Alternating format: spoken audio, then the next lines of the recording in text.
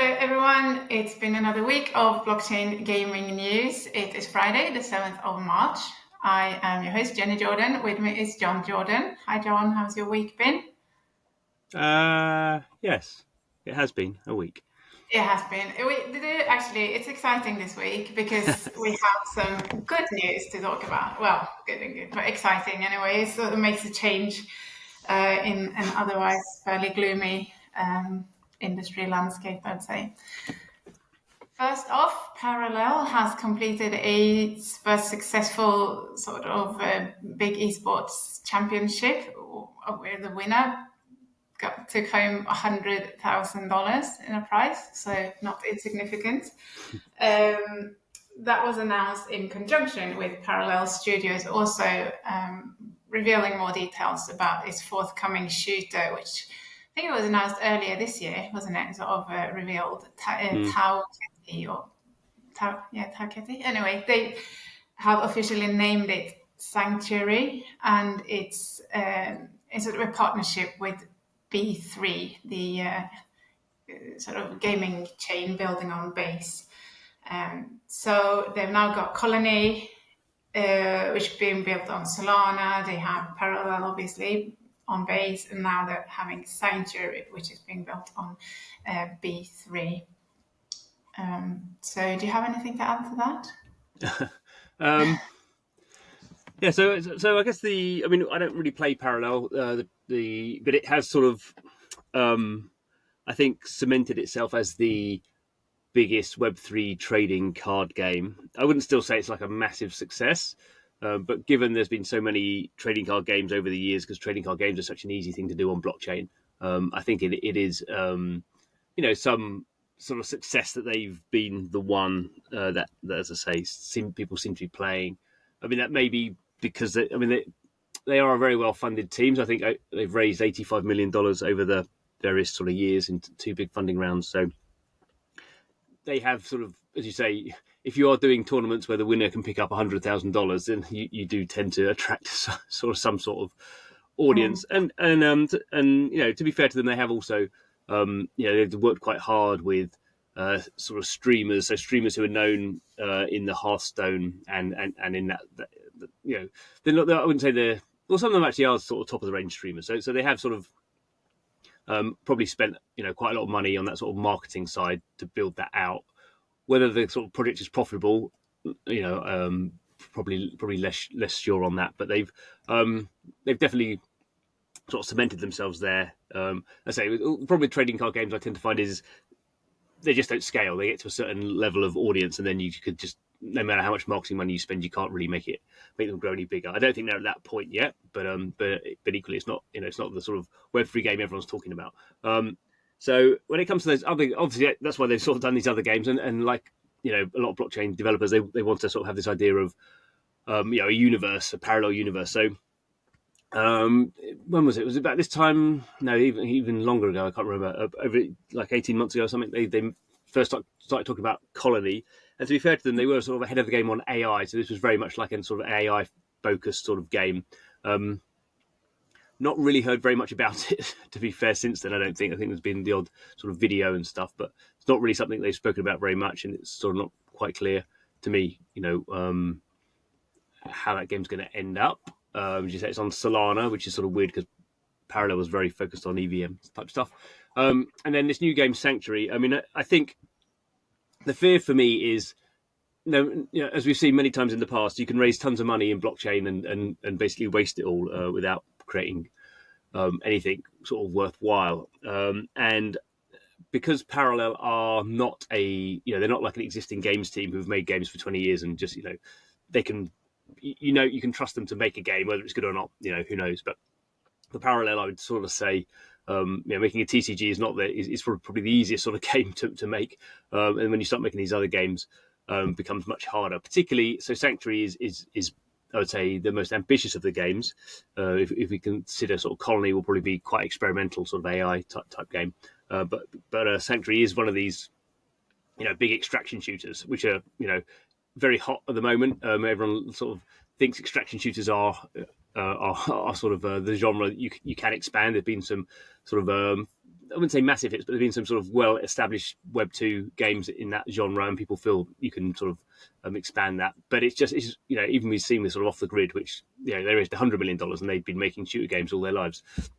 It's not very clear that game's been a massive success. So entering that sort of market, I think is difficult, and it's I was surprised when they announced they were doing a third game, whenever it was, 18 months ago. So all they've done is they've released a trailer, so it's not gameplay footage or anything like that. It's just a trailer. We will wait and see, but it's not one I'm sort of like expecting to be blown away by. I just kind of think those games just take they can just take years to build, and it's just. As I say, I think with off the grid, which we'll probably be talking about more in the sort of coming months as the sort of blockchain goes live. On that level, you do suddenly end up competing with, although it's not a extraction shooter, you end up competing with sort of Call of Duties and those sort of very top end Web 2 games for audience. And unless you can really leverage the fact that you have all these cool blockchain elements, which maybe off the grid will do, we'll have to see with the marketplace and stuff. But I think Parallel is bitten off a lot with this project. Yeah, we've got 2 other forthcoming launches we're going to talk about a bit later, but first we'll talk about a project that launched this week, which is the Worldwide Agents AI gaming platform, which it's not gone live with the actual game yet, the Agents of Poker game. But so this AI, Worldwide Agents is an AI gaming platform from Mystic Moose, which initially launched Web3 games, MOJO Melee, and then sort of built out their MOJO kind of universe. And the MOJO token is closely integrated with the Worldwide Agents platform. So can you unfold a little bit more about? Yeah. So it's very much sitting in the experimental AI projects sort of bucket, as we sort of mentioned with Colony. So what's gone live is this agents. The Worldwide Agents is sort of the IP name for what they're doing, and what the idea is that they have. So as you say, they've done some games and stuff. So they have some certain characters that they've used in their games. And they also have created their own Virtuals character. So Virtuals is an AI agent platform. So that was this one called Emma. But the point of this sort of, I guess it also being blockchain is they wanted to sort of create a platform where at the beginning there's IP from other sort of companies. So in terms of what's gone live at the moment, there's a Pudgy Penguin. So it's an individual Pudgy Penguin from the Pudgy Penguin collection called Milo. Obviously they've done a deal with the person who owns that individual NFT to make an agent based on him, and then they're also doing stuff with Gamer GG and their agent, and also the Eliza OS company, which used to be called A16Z, but they got AI16Z, but they've renamed themselves to Eliza OS because it got a bit confusing. So they've got these various agents in there. At the moment, it's pretty simple in the sense you can just sort of chat to these agents, and obviously they're like all these sort of specific agents. They're sort of chatbots, but they've been sort of trained to have sort of a certain personality. I mean, it's not that sort of stuff is clearly not rocket science.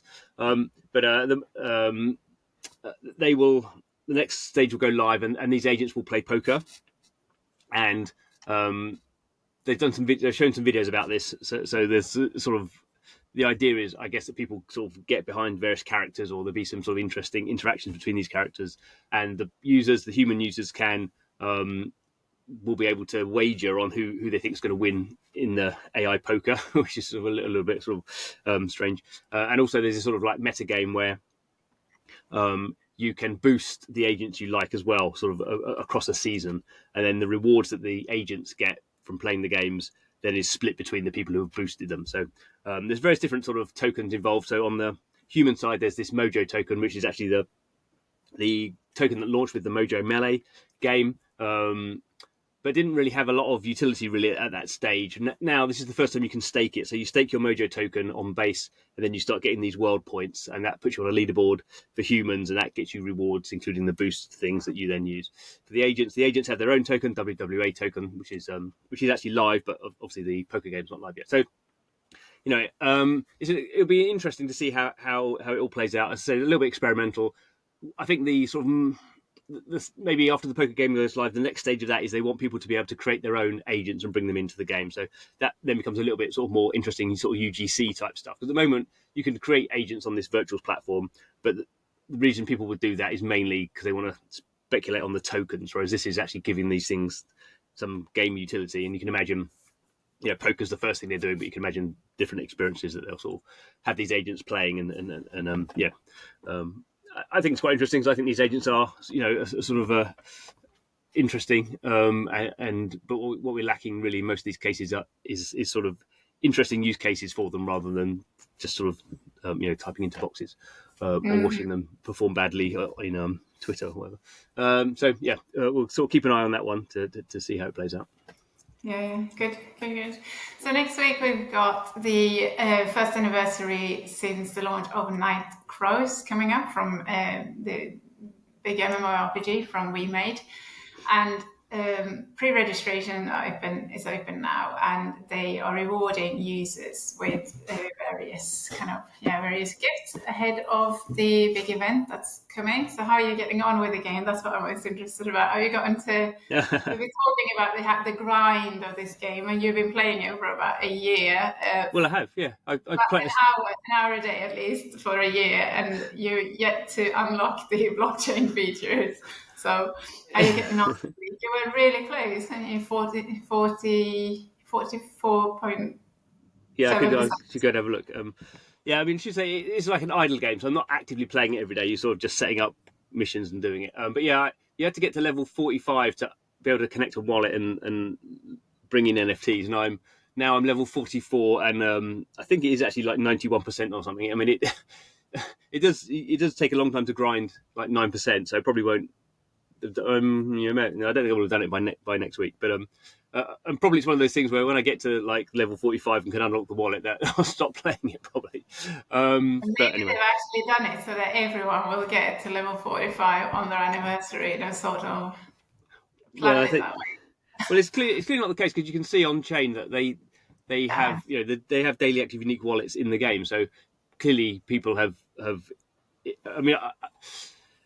It's a very grindy game, but there's probably things I should be doing that I'm not doing. I'm playing it in a very vanilla type way, and obviously, if you spend money, you go faster. So I think it's a game where blockchain is sort of secondary to it. But if you can unlock it, then it's more. Then you can sort of make your character into an NFT. For most people, they won't be able to sell it for any money because there's no. My level of character will be the same level of character or lower than everyone else who gets to level 45. So it's not like you get to level 45, you can sell it off to other people. I guess it would work if they suddenly dropped the gate to level 30 and lots of people were, earlier in the game, and then they could buy these high level characters for like $5 or something like that. But that's not where we at. So, but it is an interesting, again, like using the word experiment a lot today. I don't know. The game sort of more generally again has done. I think people seem to see it as a success. It's not. I mean, not a massive success. It's done getting to about 250,000 to 200,000 daily active players. Rumored about in the region of $200 million worth of in-app purchase. So fiat sort of revenue. And then they've sort of taken the learnings from that, as we discussed, I think last week, into their new game that's just come out as well. I wouldn't say desperate, but I am very keen to get to level 45 and just actually see what happens. And probably I'll be disappointed. But it's a. I mean, what it shows though, more than anything, is there's a functional, successful game there with Web3 features, but then it's not dependent on those Web3. It's not dependent on a pumping token or anything like that. So in that sense, it's a good example and model for the industry, I think. Well, again, it's something we sort of mentioned quite a lot. This app tokens sort of idea that people are maybe using. I mean, in a sense, Night Crows has this idea of an app token in the sense that the token is sort of until it gets to the price of 0.75 cents. When then you can mint it. If it's lower than that, you can't mint it. So that's almost like an app token type minimum sort of price. I mean, the price can go below 0.75 cents, but then it sort of loses its blockchain functionality. So it's interesting, as you sort of discussed when the app token thing first came out, I was sort of a little bit skeptical or anti, but when you start seeing everything through the lens of app tokens, you sort of see there's a few games already that are using sort of app token type elements. So, yeah. So from that point of view, I think, games like Nightcrows are sort of a better example of how blockchain gets into gaming than maybe the sort of crypto degen, gambling apps. Yeah. Now, next week there's also another big launch on Immutable with the RavenQuest game. So you've been playing that a little bit this week, I know. So can you tell us a bit more about that? Why Immutable is very hyped up about this launch and how it might change the Web3 gaming narrative, as Immutable has sort of modestly described it. Yeah. So yeah, I mean, I've only really played the first sort of a few minutes, so be a little bit sort of careful on what I say. So I didn't actually realise, which is my bad, I suppose, that the PC version's been live for ages. I mean, it's in a test server. So next Friday on the 14th of March, it goes live through the app stores as a sort of a formal global launch, and I guess at that point it will go from a test server into a sort of a main server situation.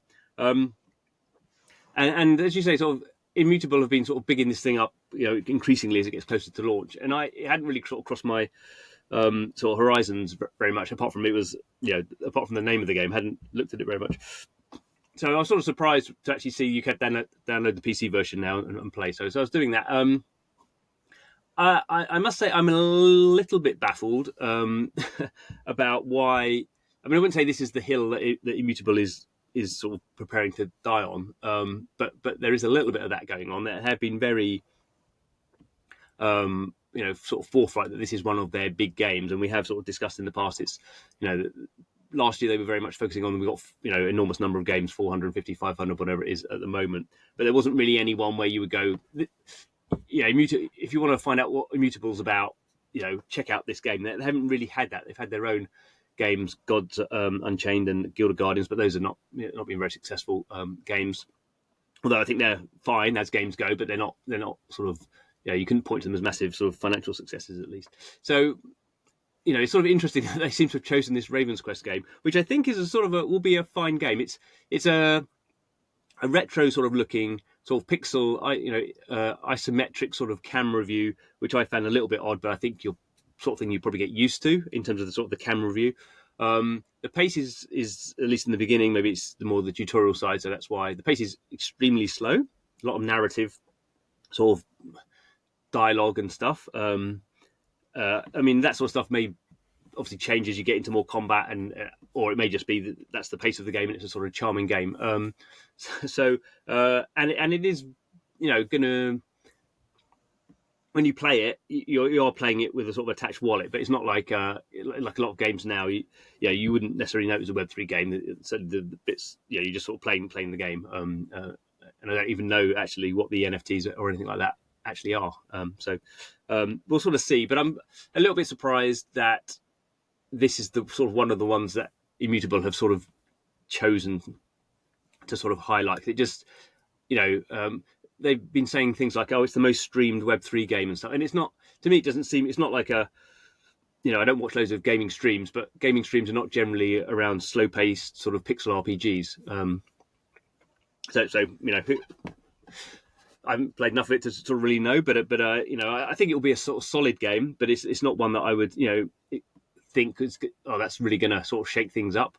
Obviously, we have games like Pixels, which is not a combat game; it's a sort of farming game, and there's other sort of farming games like Moonfrost, which people sort of really seem to be liking in its early stages. And there are some other sort of pixel type games, Cambria, who's more of a sort of a wagering one. So maybe there is a gap for that sort of thing. But I just kind of think, it's one of those games. The people who like it, there won't be many of them, and they'll love it, and everyone else will sort of just find it a little bit or mer or whatever term we use these days. So I mean, we'll see. Maybe it'll be a fantastic launch and blah blah blah.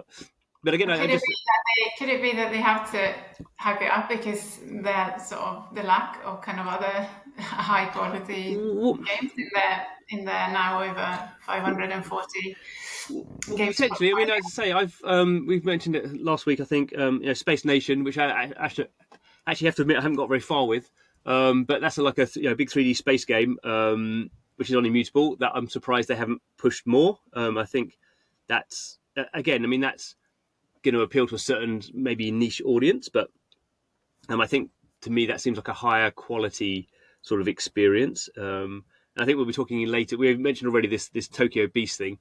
You've just sent me a link saying they're announcing a $1 million esports tournament, or when that goes live fairly soon. So I guess Immutable will say we've got these other games, and Tokyo Beast is definitely I think it's sort of slightly back crazy sort of crypto game, but you can think there'll be excitement around that in a way you wouldn't have for a sort of pixel, inventory heavy combat RPG like RavenQuest would be. So.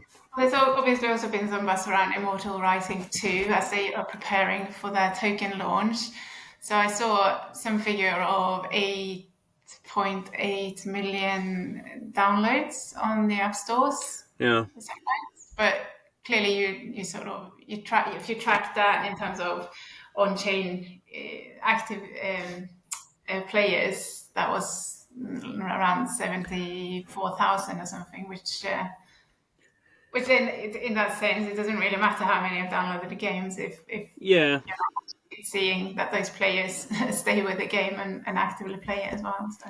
Yeah, I mean, again, it's Immortal Rising 2, obviously a sequel to a sort of fairly successful Web 2 idle game. I was a bit surprised actually that it'd done so many downloads. So they were saying it's done pretty much 9 million downloads through the app stores. Then if they'd done much marketing on that, I would think you would have to do quite a bit of marketing to get a game. It doesn't really stand out particularly. I think I've been playing it every day, but so I think they must have behind the scenes been spending marketing money on that. And the other thing is it's tokens going live. So actually they've done the snapshot already for the sort of token allocation. But this token's going live for the game. But on their website they have like a little some games do. It sort of tells you the audience, and the more audience there is, the more it sort of when we break 1 million players, will more rewards will be given out. When we break 2 million players, more rewards will be given out. So it's sort of like a way of trying to encourage users to get their friends playing because they're all going to get more rewards. But it sort of peaked. It never quite got over 100,000 daily active players. So this is not Web 3 players. This is just players. So 100,000. Now it's down to 74,000, I guess, partly because people know they've done the snapshot. So if you're going to get your tokens, you don't need to play now to get more tokens, sort of thing. So again, it's sort of one of these things where it's all very well highlighting that you've had millions and millions of downloads, but if the game's saying we've only got less than 100,000 players, then obviously you can sort of do the maths and work out, and particularly for these sort of casual mobile games, like an idle game, people come in and play for, most people drop off in the first day, and it's very hard to keep sort of retention on that. And if you're doing it through a token airdrop as well, then obviously what retention you do have is massively increased until the token goes live, and then it, as we see, it just falls off a cliff. So again, it's not not something I would sort of point to as a enormous success. Mm-hmm. Right, in exciting news then for Sky Mavis or Ronin Bros, Ronin community. Sky Mavis announced a forthcoming Axie game. Axie, or you say, what is an Axie game these days? But it builds on the sort of Axie lore in the Axie universe. It's called Atia's Legacy, and it's an MMO, which it won't be sort of fully playable and out until 2026, but they will gradually start rolling out sort of playtests and various features throughout 2025. And as a way similar to what you were saying there about in terms of rewards, they are trying to boost engagement early on now. So there was open pre-registration and by signing up, they sort of expand this reward pool depending on how many sign up, and if you get your friends and family to join in, your share of the rewards will sort of be bigger. But that's sort of fairly insignificant right now. Let's talk more about the actual game. What is it? How does it remind you of? I think you said Homeland, which you've been playing quite a bit. Axie Homeland. And sort of, it's very combat sort of focused and also land focused. So talk us through sort of some of the key features and what we can expect. Yeah, I mean, this is, I think, it's not really surprising news. I think it's sort of quite good news for Axie, because it seemed like a little bit this time last year, obviously sort of there was stuff going on with Ronin that they were sort of focused on, but in terms of the Axie itself, I mean, they grew the audience by giving away more tokens, but the sort of the previous sort of concept of sort of getting having sort of third parties use the Axie IP and build sort of little sort of games. So they sort of had this idea of grant, people could sort of get a bit of money from Sky Mavis or from the Treasury to then make a sort of a more casual sort of Axie game. So there was a sort of a match 3 one with sort of mechas, and there was a whole sort of a karting one, and the usual sort of stuff you get when you have I mean, there may be professional developers, but sort of small teams, maybe sort of college students and stuff, sort of game jam type things, maybe a bit more than game jam. So that was one of their ideas, was let's just sort of let the community build all these sort of games, and maybe something interesting will come out of it. That didn't really sort of work. They also had some games that they were a bit more like sort of co-development deals. So they had this one called Axie Raylights that was actually probably about 2 years ago with this Finnish developer, and that was sort of quite nice. It was clearly sort of limited in how long it was going to work for, but you were sort of uncovering recipes for different materials and stuff. So it was like sort of farming based in a way. It was sort of quite nice, and that sort of drove a bit of interest for a while. And then they had this other one that was sort of bigger called Homeland, and that was really based around the fact that Axie had sold this land, so Axie land. Some of it, as these NFTs prone to do, was quite expensive at certain periods of time, and then not so much afterwards. But they always sort of promised a game for landholders, and nothing had really happened. So Homeland was this attempt to build something. Originally, you had to own the NFT land to play it. Then they sort of over time they dropped that, or you could basically, and landholders could let other people play with their lands or delegate their lands and stuff, and there were rewards for doing it. And I really liked it, actually. So when it first came out, I played it quite a lot, and then, but it had this big sort of base building element, and it was very heavy on resources, and they had this big trading sort of thing where you could create all these sort of materials at different sort of rarities and trade them. So you could trade the ones you had a lot of for rarer ones, and it was quite nice. But they had this sort of bolted on sort of combat system that was sort of almost like a separate menu that never really worked. And just because it was limited to landholders, who tend to be people who sort of have a lot of assets but are not necessarily playing games every day, so there's a bit of a mismatch there. And I mean, I say I really quite liked it at certain stages, but some people in the community really disliked it. I don't quite know why, but you sort of felt the energy. You felt what could have been an interesting game, sort of the energy not quite working. So I think really this game has to a large degree sort of come out of the failure for Homeland to be a game that works even for landholders. But obviously they want to make something bigger, and the Axie games as they are now are sort of quite people, they're just these sort of turn-based battles, and people are playing them really to get free tokens, so it's not so much for the game. So they really needed to come up with something that was sort of going to reinvigorate sort of the brand after these various, I wouldn't say these attempts had failed, but these various sort of attempts had sort of fizzled out, and so it's quite a good blog post actually about the sort of thinking behind this game called Atia Legacies, Atia's Legacies. And they sort of go through and they sort of say, this is what we learned from the original Axie game, and then this Axie Classic and Axie, what would they call the other one? I can't remember what they called it now. the main one now, and then Homeland as well. So they sort of say again. Axie Infinity Origins. Origins, that's the one. Yeah. So they sort of take every bit of learning from those and say this is why we've come up with this. And it's sort of they're calling it an MMO, massively multiplayer online game, but it's not like a super grindy thing. It's got a combat focus, and that was I think what was mainly missing from Homeland. In the sense that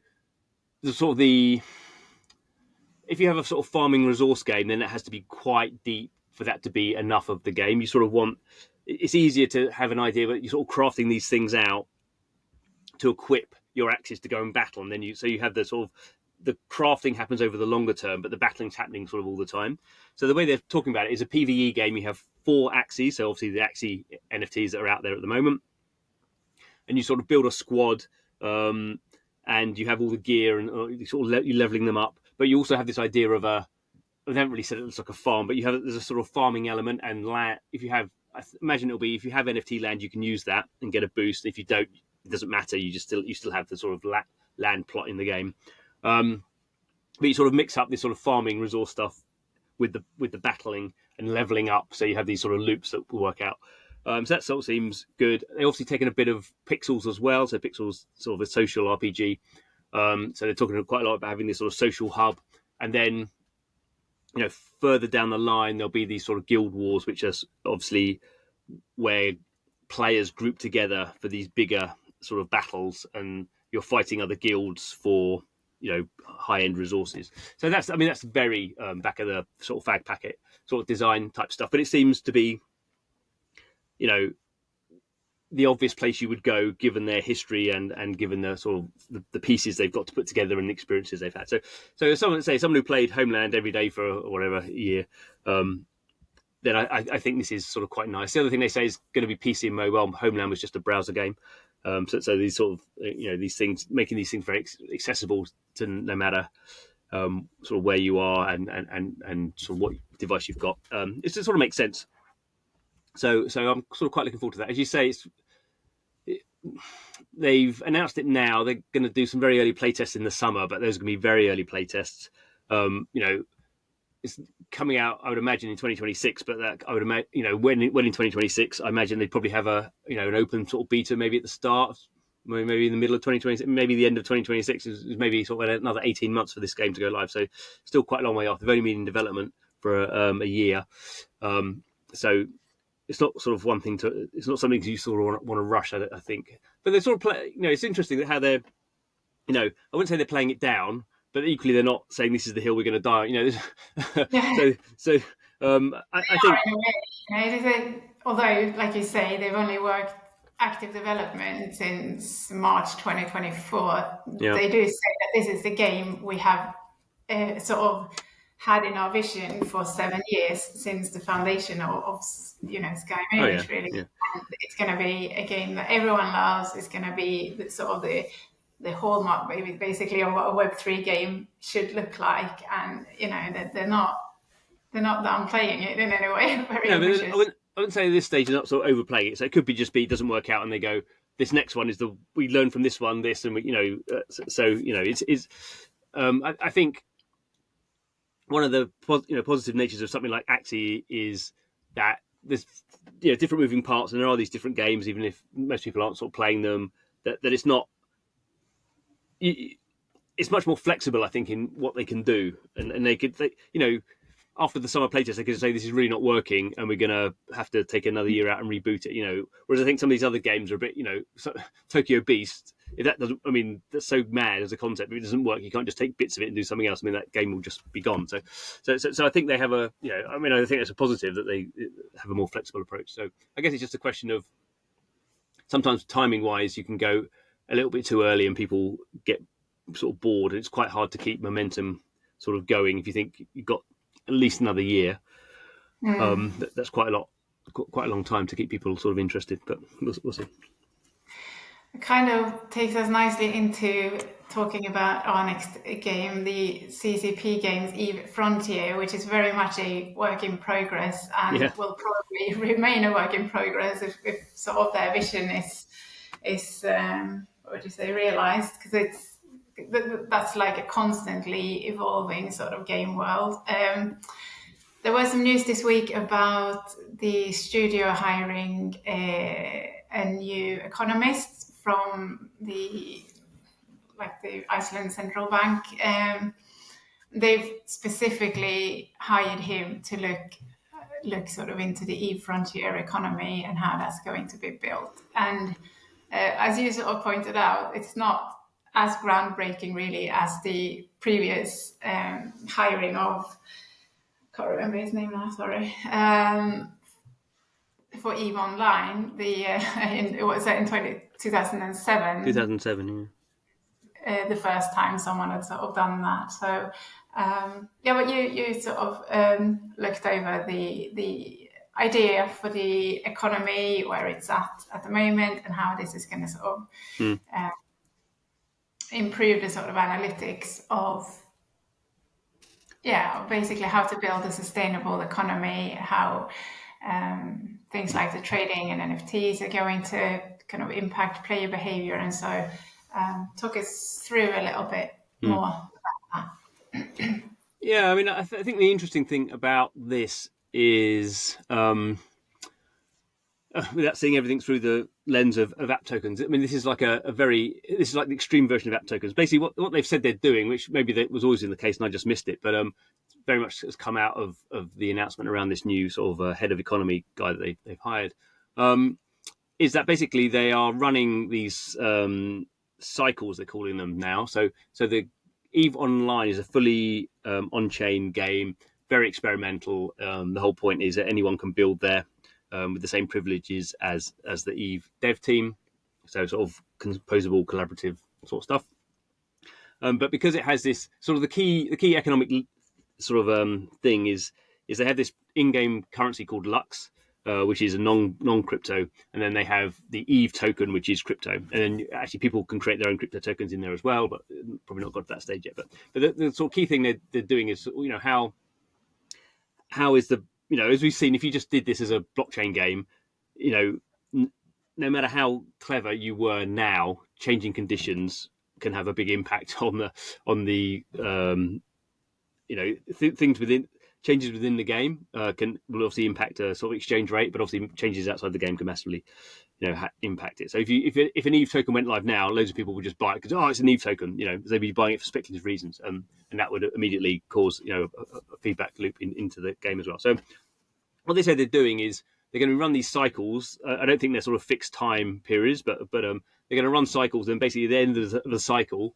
They have eras within cycles as well, so different sort of time frames in there. But at the end of a cycle, and certainly in this stage, everything gets wiped. So everything in that game world, basically, they fork the game world, and everyone, like forking a blockchain. You can still play the old one, but no one else is playing that in that one. So you have to sort of play to the new one. And the advantage of that is you basically reset all the economic sort of fundamentals, and also, more importantly, everyone knows that I'm playing in a game where everything is going to get reset. Nothing I have in the game is going to continue. Obviously, to a degree, that sort of is limiting because people don't feel like they're going to maybe put so much time and effort into this because it's going to get wiped. But equally, it means for experimental reasons, that's exactly what you want to do because you may end up. You will probably end up in situations that you can't fix, and you can't go around nerfing individual. It's very difficult to go around nerfing individual assets. So you nerf the entire universe and start again. So I think that again, this is like the ultra extreme version of app tokens, where basically you just sort of it's like you sort of nuke everything and start again. And to say it sort of goes back to people now in a much more thoughtful manner are thinking about how I build a blockchain game economy, and what levers do I use, and what volatility is going to, what volatility am I going to have to be dealing with? And obviously app tokens are a way where you can actually go, this asset is mapped 1-to-1 with this asset, and you can only swap this asset with that asset. And this asset can never get more expensive than this. So this is sort of a way of sort of building a slightly less, sort of nuclear version of what they're doing. But obviously over time with EVE Frontiers, they feel like they're getting a grip on what's going on. Maybe they won't be wiping the whole universe. Maybe they'll be just wiping certain assets, or And they're obviously playing around with the usual sort of sinks and faucets of sort of asset flow in and out to try and work out, when you change something, what impact does that have of the online. So I think it just shows really people have to really go back to basics on this sort of economic stuff and build from the bottom up rather than people just going, I've launched a token and it's $1 if you want to buy it off me, or here's an NFT and you have to buy it for $100. I mean, that just clearly just hasn't worked, and there's no reason to think that will work. Building from the bottom up with these sort of guardrails of various forms in place is maybe won't be any more successful, but it can't be any less successful. Yeah, no, it's been sort of said, isn't it, that with blockchain game, one of the disadvantages is that you can't really do things undone. You can't have a plan B, but app tokens is in itself kind of it's not a plan B, because clearly someone has thought of this long ago, but they're coming in at a time when we really do need sort of a plan B, and they are actually really offering some real solutions to the sort of utility problem. And talking of sort of, talking of that, we have seen this week the continuation of some very high-pitched, angry KOLs quitting the industry, which is sort of an interesting, trying to sell this narrative that Web3 gaming is dead. There aren't any good Web3 games out there. There's never been. It's all a big sort of bubble. It's all a lie, and I'm out. And so, well done to you. It's kind of good to see the wheat sorted from the chaff in times like these. I would say just this week's Roundup has highlighted some of the games to be excited about. So stay bullish on the future, not quit just because you don't make the sort of unrealistically set monetary gains that you've been hoping to make from the industry. But actually focus on the games, because there are a lot of them out there. And should also remind people that everything we've been discussing today, all of our news articles, you can find on blockchaingamer.biz. You can find John's Substack at GamesTX. You should also check out pgconnect.com for all of our sort of forthcoming industry conferences. The next one is PG Connect San Francisco in March, and then we are heading to Barcelona and Dubai later this year. But check all of that out on PG Connect. On that note, we're going to finish off. So thank you very much for tuning in, and we'll see you all next week. Bye-bye.